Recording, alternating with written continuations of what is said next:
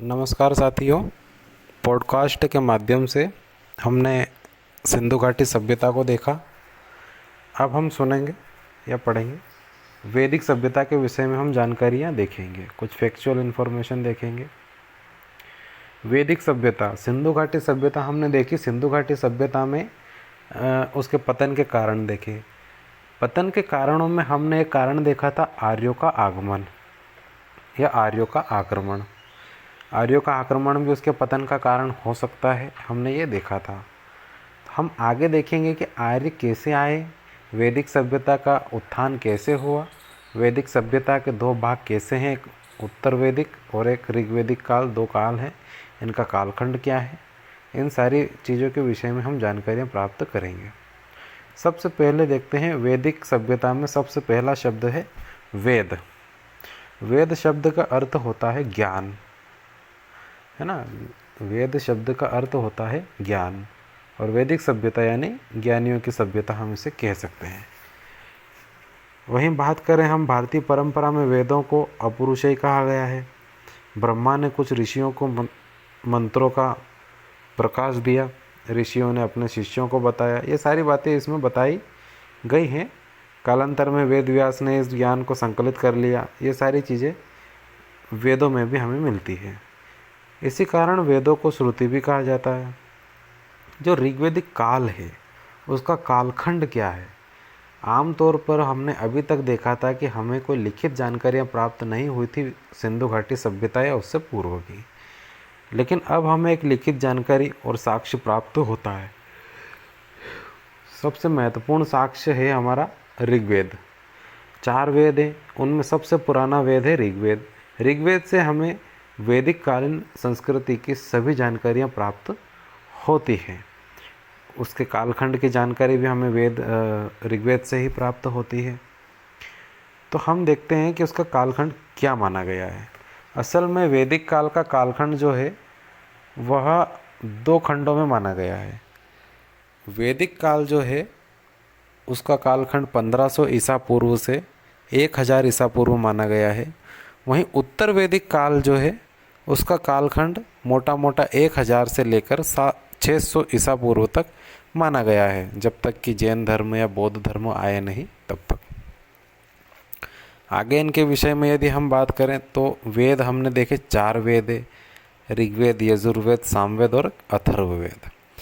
इनमें से ऋग्वेद, यजुर्वेद और सामवेद को वेद त्रयी या त्रयवेद या 3 वेद कहा जाता है। ऋग्वेद में 10 मंडल, 1028 सूक्त मौजूद हैं। दूसरे से 7वें मंडल तक को वंश मंडल कहा गया है। याद रखने वाली बात है इसमें कि जो दूसरा मंडल है, दूसरे मंडल से 7वें मंडल तक जो मंडल हैं, 10 मंडलों में से, उन्हें क्या कहा गया है? उन्हें वंश मंडल कहा गया है। वहीं यदि हम बात करें ऋग्वेद के 9वें मंडल की, तो उसे सोम मंडल कहा गया है, जिसमें देवता सोम का उल्लेख किया गया है। ठीक है, आगे हम देखते हैं कि आरंभिक वैदिक काल में वर्ण व्यवस्था व्यवसाय पर आधारित थी। अच्छा, वर्ण व्यवस्था होती क्या है? हम आगे ये भी देखेंगे कि वर्ण व्यवस्था होती क्या है। ऋग्वेद काल में, ऋग्वेद में इन चीज़ों का वर्णन किया गया है। वर्ण का मतलब होता है कार्य। वर्ण यानी कर्म। कर्म के आधार पर लोगों का वर्गीकरण किया गया था, उसे ही वर्ण कहा गया है। आमतौर पर ऋग्वेद में वर्ण की व्यवस्था की गई थी, लेकिन यह वर्ण जो था यह कर्म के आधार पर था, जाति के आधार पर नहीं। वर्ण यानी कि जैसे 4 वर्ण बताए गए हैं, जैसे ब्राह्मण, क्षत्रिय, वैश्य और शूद्र, ये 4 वर्ण हैं। ये चारों एक प्रकार से देखा जाए तो कर्म के आधार पर थे, जो कि ऋग्वेद के 10वें मंडल में ही बताया गया है। ठीक है, आगे चलते हैं। ऋग्वेद के 10वें मंडल में एक सूक्त है पुरुष सूक्त। पुरुष सूक्त में चारों वर्णों का वर्णन है और उनकी उत्पत्ति का साक्ष्य भी वहीं बताया गया है। ठीक है, यजुर्वेद जो है यह एक अनोखा वेद है। इसमें मुख्यतः जो कर्म कांड थे, जैसे कि यज्ञ करना है या यज्ञ सूत्र है, इनकी प्रमुख विशेषताएं और कर्मकांड इसी में शामिल थे। इसमें पहली बार राजसूर्य यज्ञ और वाजपेयी यज्ञ का उल्लेख हुआ है। अच्छा, राजसूय यज्ञ क्या होता है, वाजपेयी यज्ञ क्या होता है, यज्ञ कितने प्रकार के होते हैं, ये सारी चीज़ें भी हम आगे देखेंगे। यह वेद का पद्म एवं गद्य दोनों में स्थित है। अच्छा, एक क्वेश्चन पूछा जाता है कि चारों वेदों में ऐसा कौन सा वेद है जो दोनों विधाओं में लिखा हुआ है, पद्म और गद्य। पद्य और गद्य, गद्य का मतलब होता है वर्णनात्मक और पद्य का मतलब होता है जिसे गाया जाता है। यजुर्वेद एकमात्र ऐसा वेद है जिसके मंत्रों को वर्णन सहित पढ़ा भी जाता है और साथ में उनको उच्चारण सहित गाया भी जाता है। तो यह पद्य और गद्य दोनों में लिखा हुआ वेद है। वहीं आर्यों के आगमन की बात करें तो 1500 ईसा पूर्व के पहले ही यह भारत में आ गए थे। जैसे कि हमने देखा था अभी कि सिंधु घाटी सभ्यता के पतन का एक कारण ये भी हो सकता है। आर्य सर्वप्रथम सप्त सिंधु प्रदेश में लाए थे। सप्त सिंधु प्रदेश कौन सा? सप्त सिंधु प्रदेश का मतलब जो हमारी रावी, सतलज, चेनाब, सिंधु, ये जो नदियां हैं, इन नदियों को सप्त सिंधु कहा गया है, जो से लगभग सिंधु की सहायक है।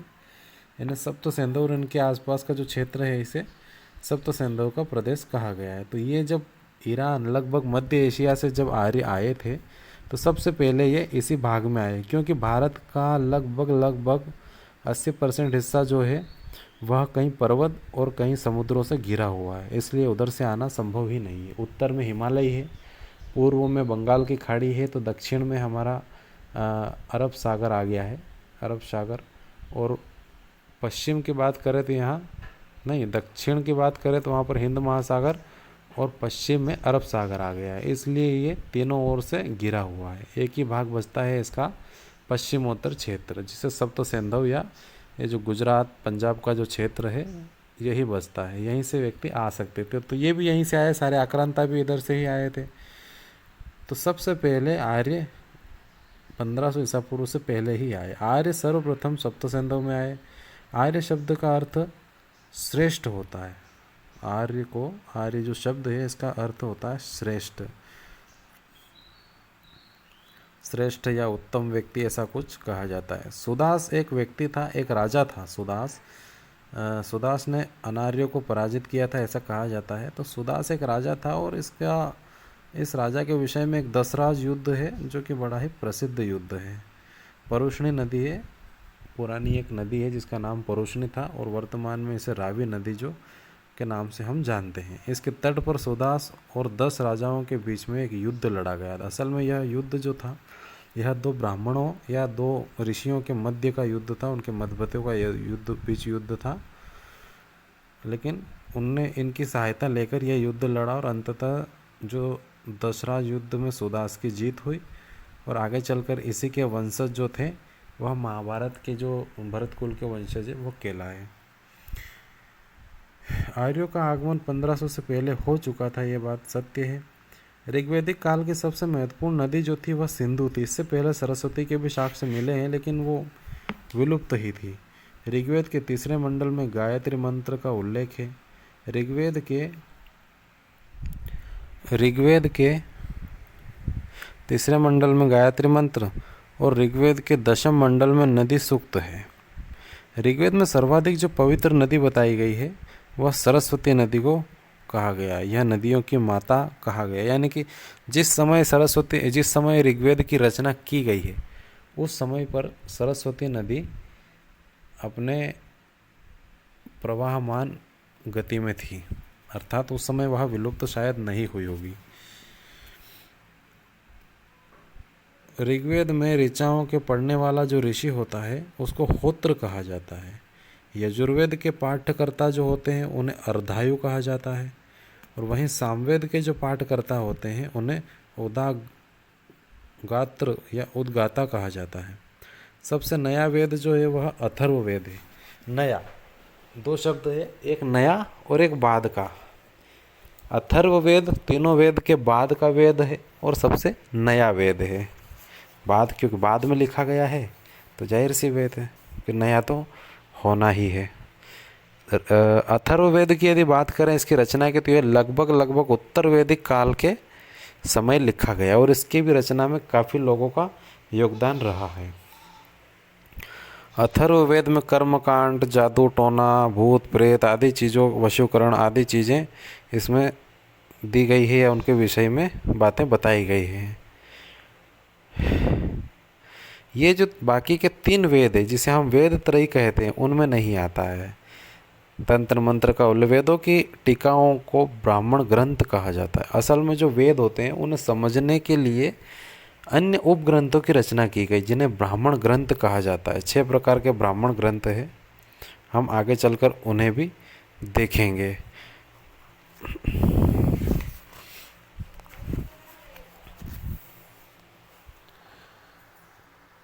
ऋग्वेद काल का समाज, अगर समाज की बात करें तो कबीले के रूप में संगठित था। आर्यों का प्रारंभिक जीवन मुख्यतः पशुचारक था तथा कृषि उनका गौण धंधा था। ये खाना बदोश जीवन यापन करते करते ये भारत में आए थे। और जब भारत में आए तो उससे पहले की भी एक अच्छी खासी कहानी है कि जब ये मध्य एशिया से चलकर आए तो इनके एक कबीले से 2 कबीले विभाजित हो गए। और फिर ये एक कबीला जो इनका पूर्व की ओर आया अर्थात भारत की ओर आया, उसमें भी 2 कबीले विभाजित हो गए, जिसमें से एक जो पूर्व की ओर रहा और एक पश्चिमोत्तर भारत की ओर रहा। पूर्व की ओर जो कबीला आया उसे आर्य कहा गया, वे अपने आप को आर्य कहते थे। और जो पश्चिम की ओर कबीला रहा वे अपने आप को असुर कहते थे। असुर, असल में असुर कोई और नहीं, आर्य का ही भाई बंधु थे, इनके ही कबीले में से आए थे। फिर इनमें आपस में लड़ाइयाँ हुई, जैसे वशिष्ठ की हम जानते हैं, वशिष्ठ और एक और शुक्राचार्य और वशिष्ठ 2 गुरु हुए। ये एक असुर के थे और एक आर्य के थे।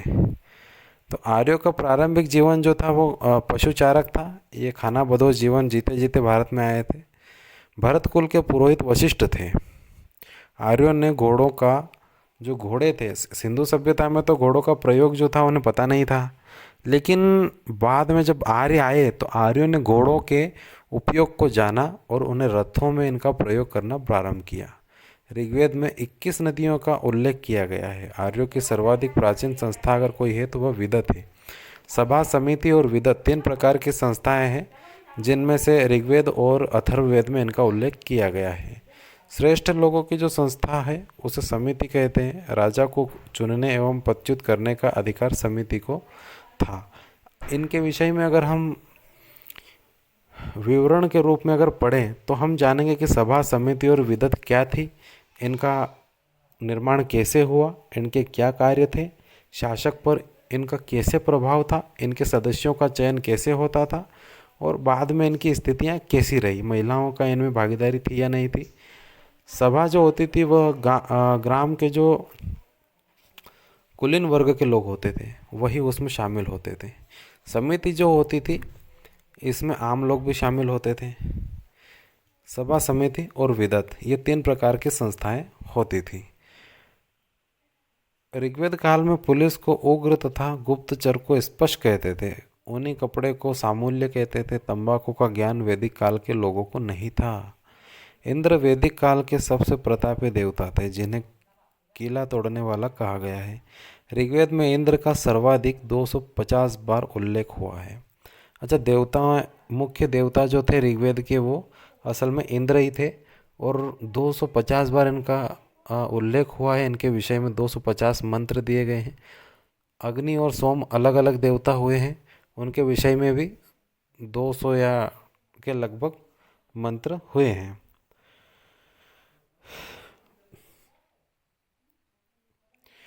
उत्तर वैदिक काल के प्रसिद्ध प्रतापी अगर कोई देवता थे इंद्र के बाद में, तो इंद्र तो जो थे वो वैदिक कालीन थे। उत्तर वेद काल में आते आते प्रतापी जो देवता बन गए वो हो गए प्रजापति। और सभा और समिति को ऋग्वेद में प्रजापति की 2 पुत्रियां कहा गया है। शूद्रों के जो देवता थे वो पूषण थे, जो पशुओं से भी संबंध थे। आश्रम व्यवस्था का वर्णन उल्लेख छांदोग्य उपनिषद में किया गया है। उपनिषद क्या होते हैं, कितने प्रकार के उपनिषद हैं, ये भी आगे देखेंगे हम। राजा का प्रमुख सलाहकार पुरोहित होता था।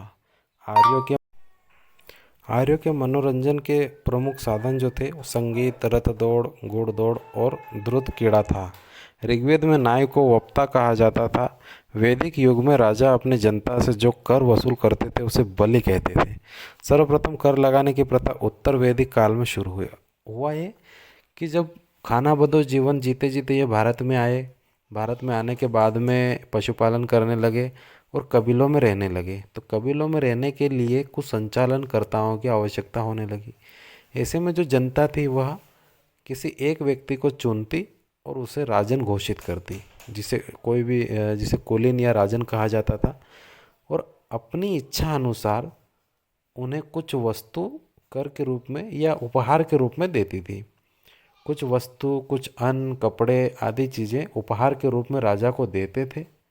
यह ऋग्वैदिक काल में होता था। लेकिन जब आगे समय बढ़ता गया और ऋग्वैदिक काल से आगे उत्तर वैदिक काल आता गया, तो उत्तर वैदिक काल में ऋग्वैदिक काल में जो उपहार था वह उत्तर वैदिक काल में आते आते कर का रूप ले लेता है, और जो चीज़ इच्छा अनुसार दी जा रही थी वह अब बलात् वसूल की जा रही थी। बलात् यानी ज़बरदस्ती भी से वसूल किया जाने लगा था।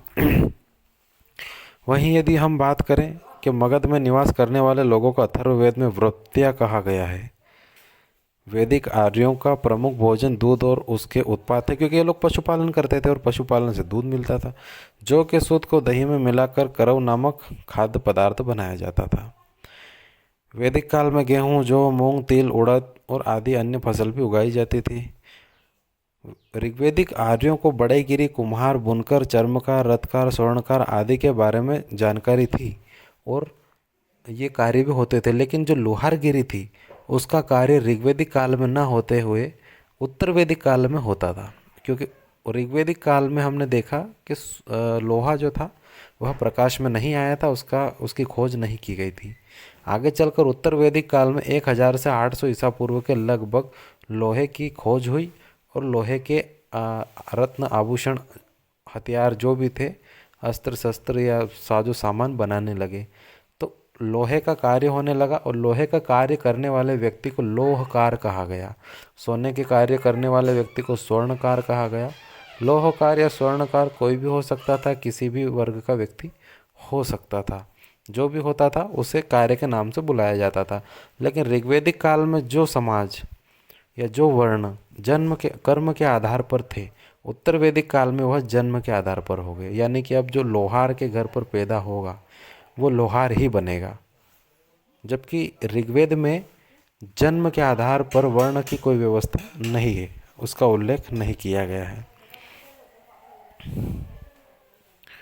वहीं आगे बात करें, ऋग्वेद में क्षत्रिय के लिए राजन्य शब्द का प्रयोग किया गया है। उत्तर वैदिक काल में पर्दा प्रथा नहीं थी। इस काल में स्त्रियों की दशा बहुत अच्छी थी। ऋग्वैदिक काल में सती प्रथा नहीं थी। पर्दा प्रथा का उल्लेख वैदिक काल में होता था। काल में सती प्रथा नहीं थी। पर्दा प्रथा का उल्लेख वैदिक काल में नहीं मिलता है। वहीं कुछ देवताओं की इन्होंने श्रेणी बना रखी थी। वैदिक देवता होते थे जैसे आकाश के देवता, अंतरिक्ष के देवता, पृथ्वी के देवता। 3 प्रकार के देवता थे। कितने थे? 3 प्रकार के देवता। आकाश के देवताओं के अंतर्गत सूर्य, धोष, मित्र, पूषण, विष्णु, उषा, अश्विनी, सवित्र, आदित्य आदि को माना गया है। वहीं अंतरिक्ष के देवता के बाद में अंतरिक्ष के देवता आते हैं। अंतरिक्ष के देवता में इंद्र, मारुत, रुद्र, वायु, पर्जन्य आदि थे। पृथ्वी के देवता जिसमें अग्नि, सोम, पृथ्वी, बृहस्पति, सरस्वती आदि को माना गया है। वैदिक काल में नियोग प्रथा प्रचलित थी। शतपथ ब्राह्मण में पत्नी को अर्धांगिनी कहा गया है। ऋग्वैदिक काल में दास प्रथा का प्रचलन था। गाय को अधन्या न मारने योग्य माना जाता है। ऋग्वैदिक काल में संयुक्त परिवार की प्रथा थी। ओम शब्द का सर्वप्रथम निश्चित वर्णन बृहदारण्य उपनिषद में मिलता है। सत्यमेव जयते शब्द मुंडकोपनिषद से लिया गया है। पाप, पुण्य और स्वर्ग नरक का जो उल्लेख है वह सर्वप्रथम ऋग्वेद में मिलता है। महाभारत काल में अनार्य जातियों को पणि या दास कहा गया है। ऋग्वेद में वेद या चिकित्सक को भेषज कहा जाता था। रुत को नैतिक अवस्था का नियामक कहा गया था। अग्नि देवता एवं मानवों के बीच मध्यस्थ की भूमिका निभाने वाला देवता। मारुत को तूफान का देवता कहा गया था। प्राचीन भारत के 2 महाकाव्य हैं, रामायण तथा महाभारत। वैदिक लोगों द्वारा तांबा का प्रयोग पहले किया गया था। ये हो गया हमारा मोटा मोटा ऋग्वैदिक काल, जो कि 1500 ईसा पूर्व से 1000 ईसा पूर्व तक का कालखंड है। आगे हम देखेंगे उत्तर वैदिक काल। उत्तर वैदिक काल और वैदिक काल और उत्तर वैदिक काल के जो मुख्य ग्रंथ हैं उनकी विशेषताएं और आदि चीज़ों को हम देखेंगे। Thank you.